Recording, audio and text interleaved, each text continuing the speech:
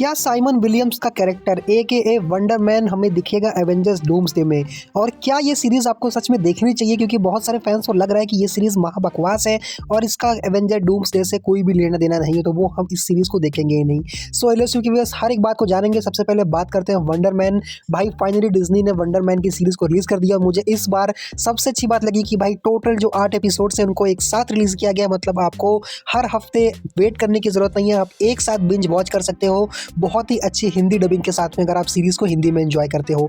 अब बात करते हैं कहानी की। तो भाई कहानी जैसा हमको ट्रेलर में देखने को मिला था, हमें कहानी देखने को मिलती है विलियम की, मतलब कि साइमन विलियम्स की कहानी, जो रोल प्ले करते हैं वंडर मैन का। एक ऐसा आर्टिस्ट जिसके अंदर कला तो बहुत है लेकिन उसे कोई मौका नहीं मिल रहा है। वह कई सारे प्रोडक्शन हाउस में जा करके ट्राई करता है कि मुझे कोई लीड रोल मिल जाए, मुझे किसी भी तरह का कैरेक्टर मिल जाए जिससे वो प्ले करके एक बहुत बड़ा सुपरस्टार बन सके। लेकिन उसके अंदर बहुत सारी पावर्स होती हैं जिनको वो छुपा करके रखता है, क्योंकि हमें पता चलता है कि कुछ समय पहले भी एक सुपर हीरो एग्जिस्ट करता था जिसके अंदर सुपर पावर्स थी और वो एक फिल्म स्टार था। लेकिन उसके वजह से कुछ ऐसा कांड हुआ था जिसकी वजह से फिल्म इंडस्ट्री से सुपर हीरोज को एकदम से बैन कर दिया गया था। और मैं बात कैप्टन अमेरिका की नहीं कर रहा हूँ। अब वो कैरेक्टर कौन था, उसने क्या कांड किया था और क्यों सुपर हीरोज को हॉलीवुड से बैन कर दिया गया, ये सब जानने के लिए आपको इस 8 एपिसोड के सीरीज को देखना पड़ेगा।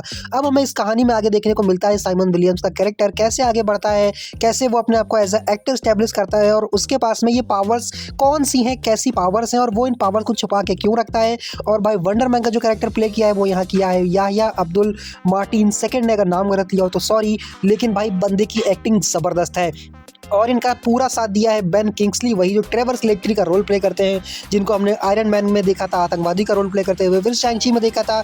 और अगर बात करें इस पूरी सीरीज़ की टाइमलाइन की, तो हाँ बिल्कुल ये आज प्रेजेंट 2026 की टाइमलाइन को फॉलो करती है। हालांकि ये जो एक सीरीज़ है ये अलग तरीके की सीरीज़ है, क्योंकि इसमें हमें जो देखने को मिला है, जब आप सीरीज़ देखोगे तो उसमें आपको दिखाई देगा मार्वल स्पॉटलाइट, मतलब कि एक ऐसा कैटेगरी रखी है मार्वल ने अपने शोज़ के लिए जहाँ पे वो कुछ ऐसी ग्राउंडेड सीरीज़ को दिखाएंगे जिनसे आप सुपर हीरोज़ की बैक लाइफ को बहुत अच्छे से कनेक्ट कर सकें और उनका करंट टाइमलाइन पे कोई इफेक्ट ना पड़े। मतलब अगर आप सीरीज को ना भी देखो तब भी आपको उनका डायरेक्टली एवेंजर डूम्सडे या किसी अदर टाइमलाइन पे ज़्यादा असर ना पड़े।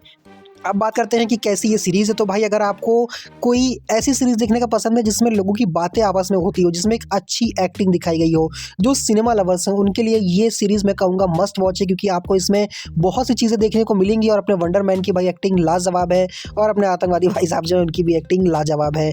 कहानी की जैसे जैसे पेस आगे बढ़ती है आप खुद भी एक्साइटेड होते हो और उस जर्नी में शामिल हो जाते हो जिसमें वो बंदा ट्राई कर रहा होता है एक एक्टर बनने की कोशिश करते हुए। वो क्या एक्टर बन पाता है, क्या उसके पास पावर्स होती हैं, और इसमें हमें डैमेज कंट्रोल भी देखने को मिलता है जो कैसे इसको पकड़ के रखना चाहते हो। मुझे लगता है इसका पूरा रेफरेंस एक्स-मैन से भी है। अब ये सारी चीज़ें क्यों हैं, कैसी हैं, ये आपको सीरीज में देखने को मिलेगा। अब एक बात ध्यान रखना, आपको इसमें कोई एक्शन सीक्वेंस, कोई बहुत बड़ा ब्लास्ट, जादू टोना, उसकी पावर्स का रिविलेशन, वो सब कुछ खास देखने को नहीं मिलने वाला है। इसमें जो पूरा का पूरा फोकस किया गया है उस बंदे के ऊपर किया गया है जो बनना चाहता है, जो एक टीवी सीरीज में काम करना चाहता है, जो एक वंडर मैन का कैरेक्टर है, बहुत पुराना सुपर हीरो।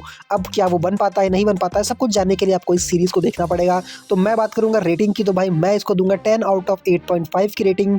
भले बहुत ज़्यादा सुपर हीरो मामला ना देखने को मिला हो, लेकिन एक अच्छी रिफ्रेश सीरीज हमें मार्वल की तरफ से देखने को मिली।